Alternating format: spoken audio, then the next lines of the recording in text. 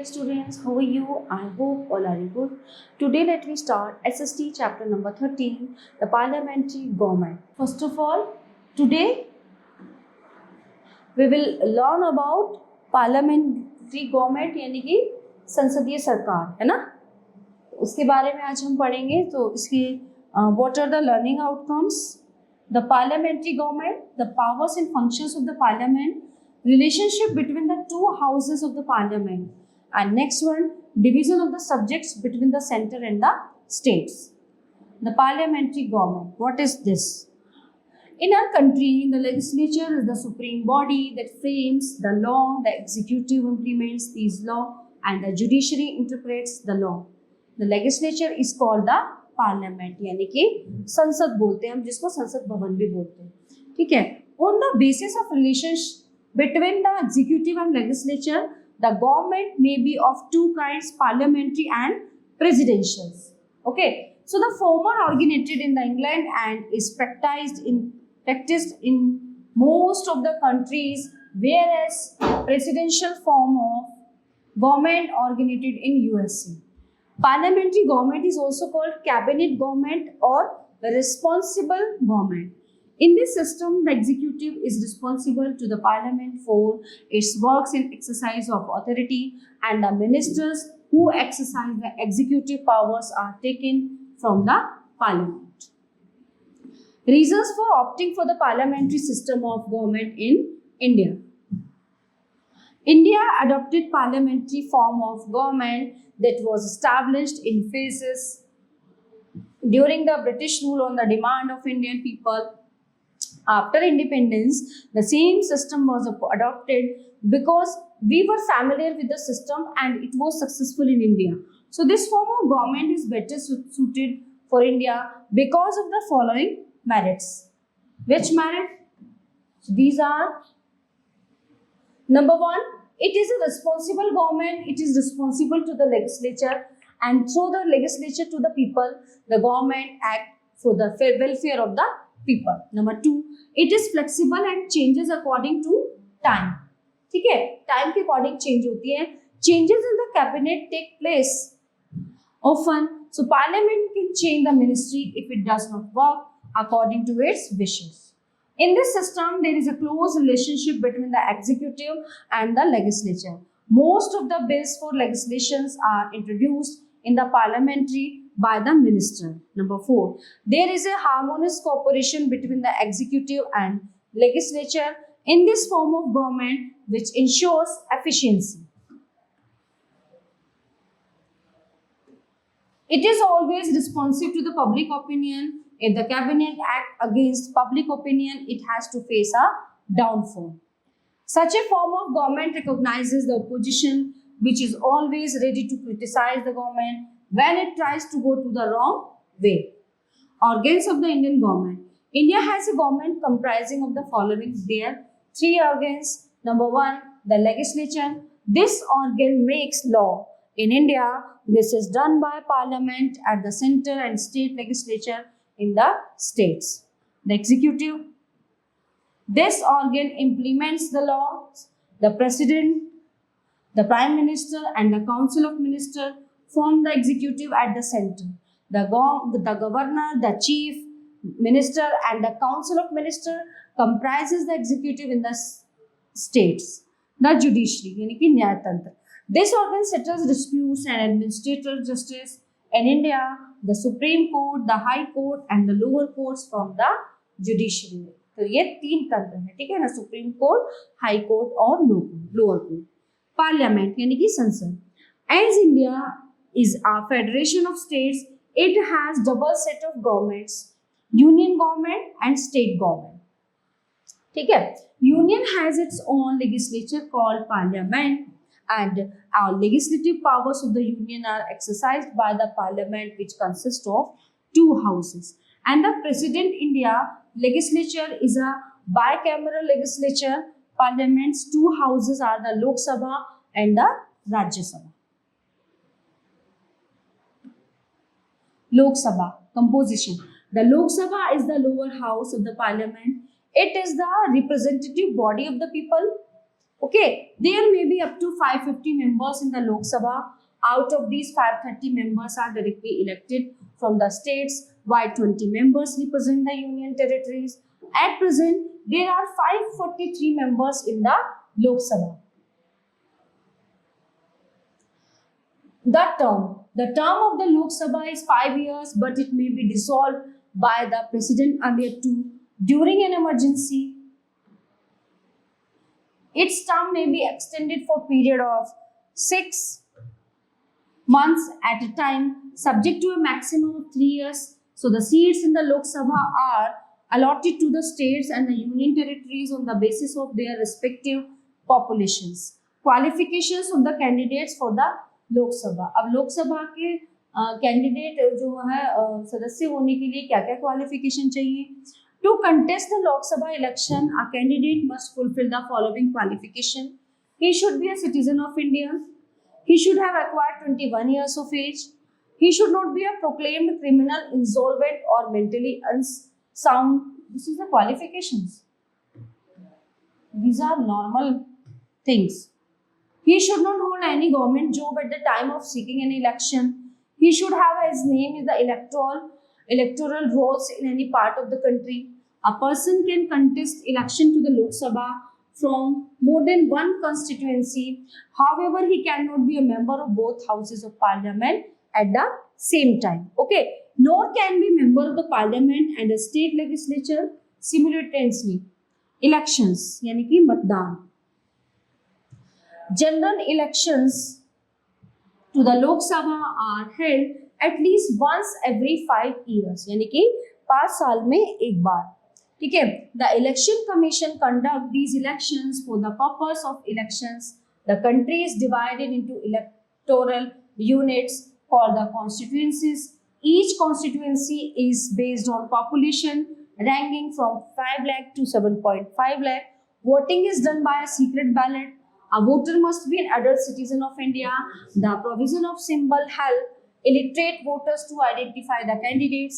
Nowadays, voting is done by a voting machine containing the name of the candidates along with their symbols. So the voter has to press the button of the name of candidate of his choice. Speaker. After elections, the members of the Lok Sabha elect from among themselves the presiding officer or speaker of the Lok Sabha.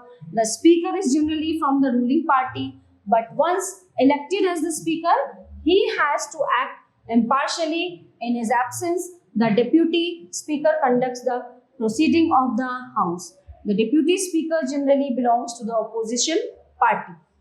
Functions of the speaker. The speaker performs several important functions mentioned as under. He presides over the meetings of the Lok Sabha and maintains discipline in the house.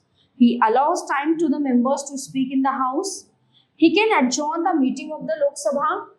Resolution or bills can be moved only with his permission. Number 5. He calls for vote on the bills as well as on other motions. He presides over joint sessions of both the houses. He decides whether a particular bill is a money bill or not. He can suspend a member from the house for misconduct. He appoints various parliamentary committees and guides them in their work. So he safeguards the privilege of the members of the house. He can adjourn the house if it lacks quorum. It means that he cannot conduct business unless 10 out of 1 of the members are present. Number 12, he allows or disallow a member to put a question during the question hour. He admits various motions for adjournment or non-confidence motion, etc. He has casting vote in case of a deadlock. Rajya Sabha. Composition. The Rajya Sabha or the Council of States is the upper house of the Parliament. It has a maximum strength of 250 members. Of these, 238 members represent the states and the union territories, and 12 members are nominated by the president. So these nominated members include distinguished individuals from the fields of art, literature, science, technology, social service, etc. So at present the Rajya Sabha has 245 members, 233 of them are elected members while 12 members are nominated. Okay, so the Rajya Sabha is a permanent house. Unlike Lok Sabha, it cannot be dissolved. 1/3 of its members retire every 2 years and elections are held for the vacant seats. The election to Rajya Sabha is indirect, i.e. all the voters do not cast their votes. Instead, their representatives to various state legislative assemblies elect the members of the Rajya Sabha. Each member of the Rajya Sabha is elected for a term of 6 years. So the Vice President of India presides over the Rajya Sabha. He is the ex-officio chairman of the Rajya Sabha. So his functions are almost similar to those of the Speaker of the Lok Sabha. इनके functions जो हैं same होते हैं. His functions, okay, Lok Sabha. In his absence, however, the deputy chairperson, who is an elected member of the Rajya Sabha, presides. A candidate for Rajya Sabha should be a citizen of India. He should be at least 30 years of age. Other qualification being similar to those for the members of the Lok Sabha, members of the Rajya Sabha can be re-elected if their voters desire so. The Rajya Sabha members ensure the interests of the state they represent. They are usually more mature and as such can exercise greater restraint and can guide the members of the Lok Sabha. For membership to the Rajya Sabha, a candidate must possess the following qualification. He must be a citizen of India. He should be 30 years of age. But इसमें qualification तो कोई mention ही नहीं कर रखी इन्होंने. He should not be a proclaimed offender. He should not hold any office of profit under the government. His name should be in the voter list of the state from where he is seeking election. मतलब वो illiterate भी हो तो चलेगा. Powers and functions of the Parliament. The Parliament is the supreme law-making body of the country. It makes law that are implemented throughout the country. It performs various other functions. The procedure of law-making and other functions of the Parliament are as follows. Law-making functions. The Parliament can enact new law or change the existing ones on the 97 subjects of the Union list. It can enact law on the subjects of the state list also beside the 47 subjects on the concurrent list. So the Union Parliament has the sole right to amend the Constitution. The procedure are proposals for a new law or a change in an existing law is called a bill. When a bill is introduced by any member of the Parliament, it is called a non-official bill, but it is called an official bill when it is introduced by a minister. So a bill passes through the following stages. Introduction or first reading. A member of either house of the Parliament introduces the bill. The copies of the bill are distributed among the members. The member introducing the bill explains the purpose and importance of the bill.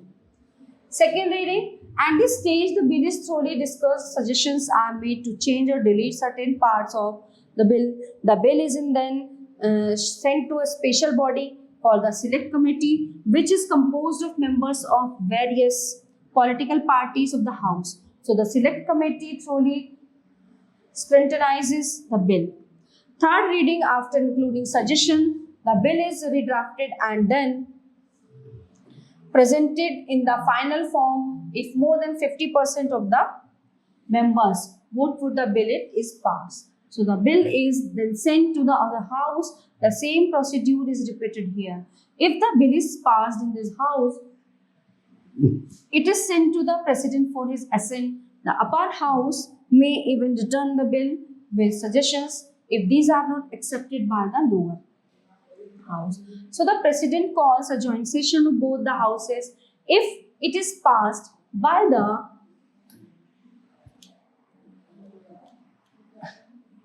joint session, the bill is sent to the president. The president too can return the bill with suggestions for change. If no suggestions or changes are made by him, he signs the bill and it becomes an act of parliament or a law. Money bill. It is a bill which deals with the income and expenditure of the government, while an ordinary bill can be introduced in either of the house of the Parliament. A money bill can be introduced only in the Lok Sabha. The procedure for passing a money bill is similar to that of an ordinary bill. Other functions.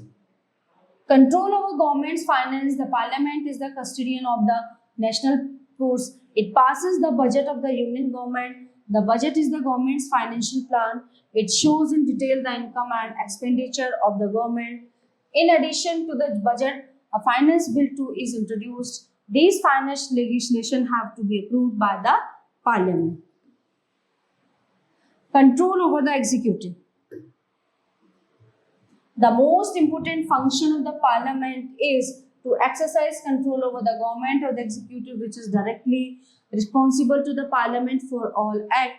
The members of Parliament may ask questions regarding the working of various departments. The minister in charge of the department is obliged to answer the questions on the floor of the House. Moreover, the members of the Parliament can move an adjournment motion on any urgent matter requiring an immediate attention of the government. Example, a railway accident or a serious tragedy or an event, the member of the Lok Sabha may present a vote of no confidence against a ministry. So if the motion is passed, the ministry as a whole must resign. If a bill or an important legislative proposal is defeated in the House, so the entire ministry has to resign. Okay, so the Parliament is thus the watchdog of the interests of the people and control the activities of the executive. Judicial functions. The Parliament enjoys certain judicial powers also. It can impeach the President, a judge of the Supreme Court or the High Court if they are found acting against the Constitution or misusing their power or indulging in corruption. Lok Sabha has the upper hand. The Council of Ministers is primarily responsible to the Lok Sabha. If the Rajya Sabha passes a vote of no confidence, so the government is not obliged to resign. But if the Lok Sabha passes such a motion, so the government has to resign. Okay, division of subject between the center and the states. The power of the center and the states are well defined in the Constitution. There are three types of lists: the union list, the state list and the concurrent list, in which the subject for legislation have been specified and made crystal clear. So number one is the union list. It contains 100 subjects, previously 97 subjects on which only the Parliament can enact law. The important subjects include railway, national highway, shipping, airway, foreign affairs, international contact, UNO, meteorology, military, air force, navy, ports and telegraphs, wireless, telephones, coinage, banking, currency, ancient monuments, etc. तो ये आते हैं the union list में. Next one is the state list. It contains about 61 subjects, previously 66 subjects on which the state governments can make law. So the important subjects include police, prisons, law court, other than the Supreme Court and High Courts, hospitals, sanitation, cattle health, agriculture, road, forest, irrigation, fisheries, animal husbandry, etc. The concurrent list. It contains about 52 subjects on which both the Parliament and the state legislature can make law, but the law passed by the union legislature of these subjects shall prevail over those passed by the state legislature. So the important subjects include which marriage, medical profession, joint family, other profession, books, newspaper, trade union, labor welfare, factories, religious endowments, civil and criminal procedures, and electricity. Okay, so these are the three things. So the all topics are covered in this chapter. I hope you all are very well understand this chapter. So we will meet you in the next class. Thank you.